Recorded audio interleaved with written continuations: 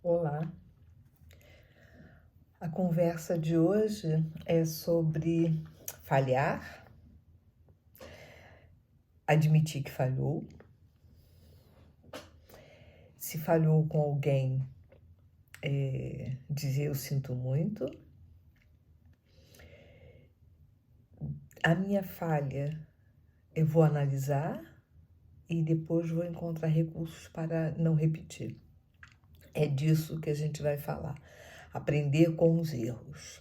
E aí eu trago aqui uma metáfora que é a medusa marinha, ela é capaz de fazer aprendizagem. Ela não tem um cérebro sistematizado, mas ela consegue aprender com os erros dela. Então ela está lá no mar e ela vê que ela bate num obstáculo.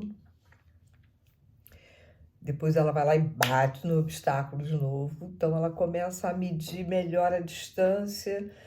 Como é que eu tenho que fazer para não, de novo, passar nesse obstáculo, ok?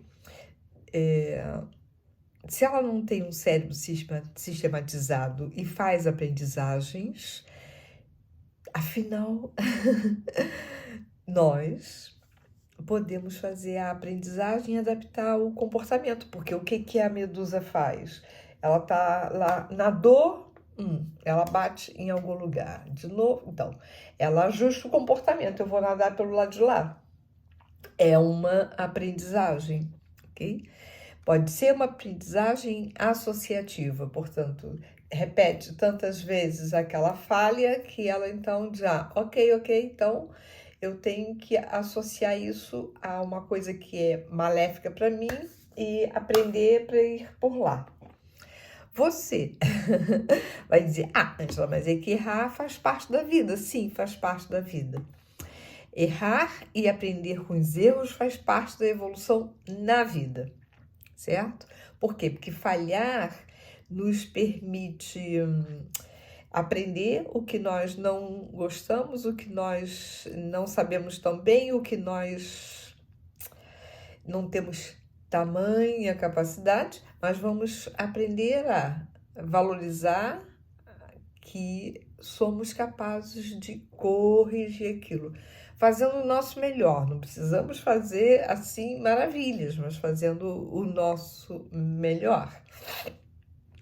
Portanto, se nós podemos efetivamente ajustar a falha, transformar em aprendizagem, temos que nos esquematizar. Então, eu diria assim, o primeiro passo, primeiro deles, para você efetivamente colocar em prática, é você admitir. Errei, assuma a responsabilidade.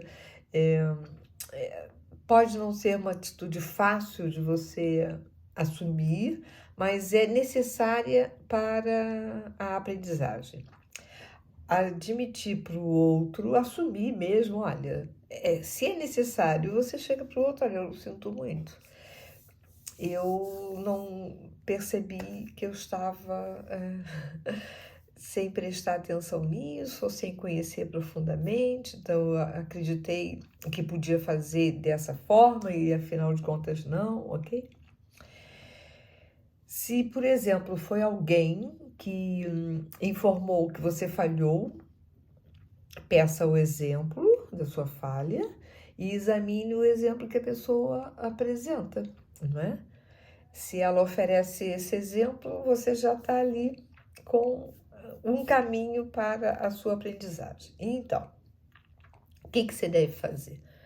Olhar para a situação e perguntar a si mesmo o que foi que aconteceu aqui. Depois dessa pergunta, você vai fazer a pergunta: o que foi que aconteceu na opinião da pessoa que me informou, não é? Assim você percebe a diferença, né, entre a sua visão e a visão da outra pessoa. Então, se você já percebeu a diferença, a próxima pergunta é: então, por que isso aconteceu? Por que eu fiz dessa forma? E continue com as perguntas. A partir de qual momento eu fiz a escolha que não devia ter feito? A partir de qual momento começou a dar errado? Eu usei minha intuição para perceber que algo estava a escapar. Eu teria capacidade de evitar aquela falha? Se eu tivesse pedido opinião, não digo da mesma pessoa que está ali informando, mas você tivesse pedido opinião de alguém que já fez aquilo, que trabalha há mais tempo com aquela situação, se é uma situação familiar, você já poderia ter falado com pai, mãe, tio, padrinho, avô, etc. Seria você pedir a opinião de alguém e talvez você pudesse ter feito diferente, ok? Isso, eu estou falando isso, é um processo teórico em que você vai analisar aquela situação. Agora, como você pode colocar em prática a sua aprendizagem para você não repetir aquele erro, eu diria que você teria que entrar em contato com as respostas dessas perguntas anteriores e identificar os recursos, se são seus ou se você precisa de ajuda de uma outra pessoa, e como você pode ajustar a sua atitude. Se é uma tarefa, como é que você pode ter ferramentas, recursos para você fazer diferente. Se é uma situação sensível, mais emocional, que palavras você pode passar a usar, de que forma você pode apresentar melhor o seu ponto de vista sem magoar o outro. São coisas que você pode analisar, depois de responder as perguntas, analisar e encontrar os recursos para a próxima vez. E também você pode ter a humildade de perguntar à própria pessoa que trouxe a informação para você de que outra maneira você poderia ter feito aquela situação, aquela tarefa, enfim, de que outra maneira.